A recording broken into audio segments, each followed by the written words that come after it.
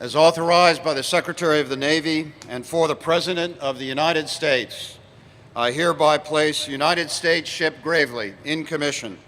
May God bless and guide this warship and all who sail in her.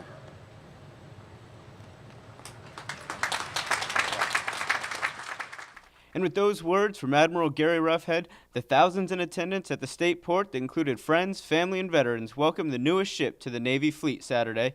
The 510-foot-long, 9,200-ton USS Gravely represents the future of missile-guided destroyers in the Navy.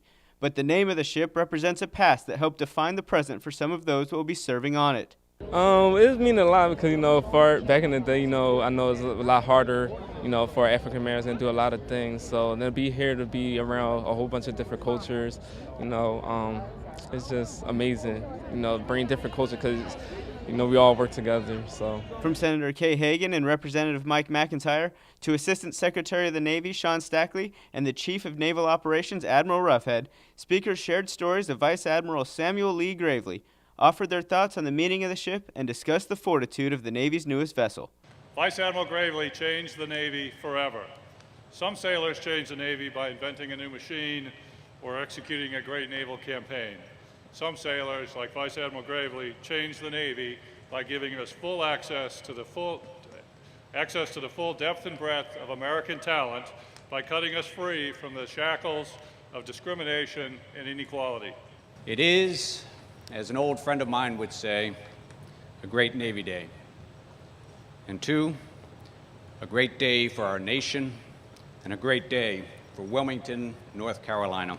To our great benefit, he joined the Navy in 1949 after President Truman's desegregation order, and his vision of the benefits that could accrue to a military which actively sought the nation's best and brightest continues to propel the Navy that he left for us.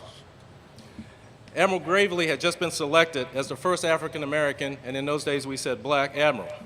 By the time I graduated with the great class of 1976, Admiral Gravely was selected to his third star, and he was preparing to assume command of the United States Third Fleet. This was a monumental accomplishment because it was no secret that during the 1970s, the Navy was dealing with numerous racial problems. But I had a belief. That the organization I had joined was fair and equal. Little did I know that my belief had a name, and that was Samuel Gravely. He set the standard that others followed. He led the way. He changed the Navy forever. Admiral Gravely is a fitting namesake for DDG-107. And like her namesake, DDG-107 boasts many of her own firsts for our shipbuilders. For example, every compartment on the ship was accepted prior to going to trials. We had the fewest number of trial cards at delivery. The entire test program was on schedule over the entire program. She was the most complete Aegis destroyer ever delivered.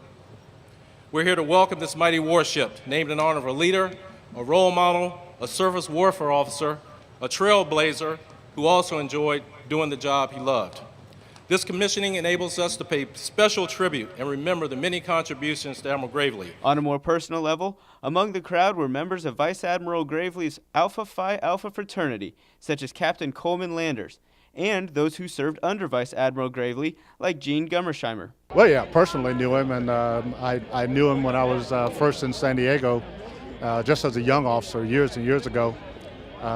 He was in command of USS Jewett and a cruiser, and then he went on from there. It became Third Fleet out of San Diego, and I knew him then. And he's sort of a mentor for over the years to a lot of us, and that's the legacy he leaves for a lot of officers, and certainly not just black officers. He was a terrific naval officer. I served under Admiral Gravely 42 years ago. He was a Captain Gravely then. I served under him aboard the USS Tulsa. We were the first ship in the history of the Navy to go into combat under an African-American captain and take small arms fire.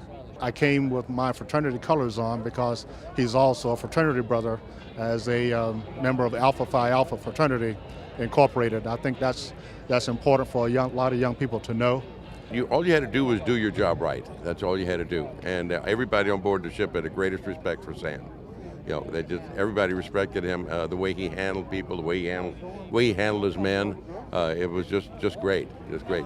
But despite the celebration, rejoicing, and recital of memories both over the microphone and across the aisles, the commissioning also symbolized the first day of work for the ship's 278 officers and enlisted sailors. But while today is a great day of accomplishment for our shipbuilders, it is also the first day of service for a Navy warship and her crew. This warship is now ready to serve our great nation. Quartermaster, hoist the colors and the commissioning pennant.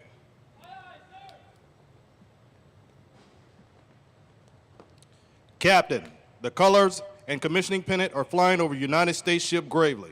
Admiral Roughhead, United States ship Gravely is in commission, and I am in command.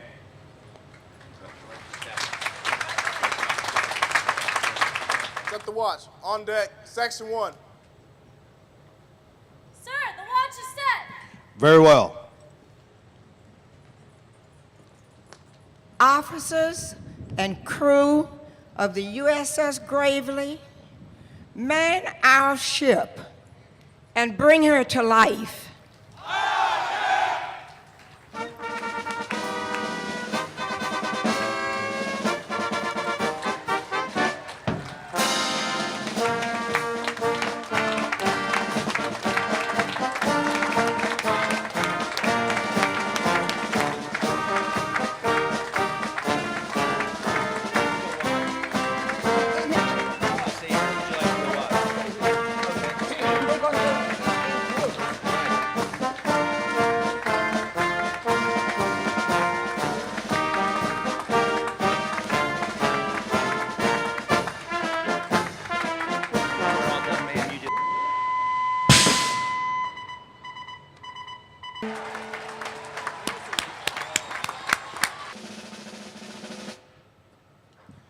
Captain, the flag of the Chief of Naval Operations is flying over USS Gravely.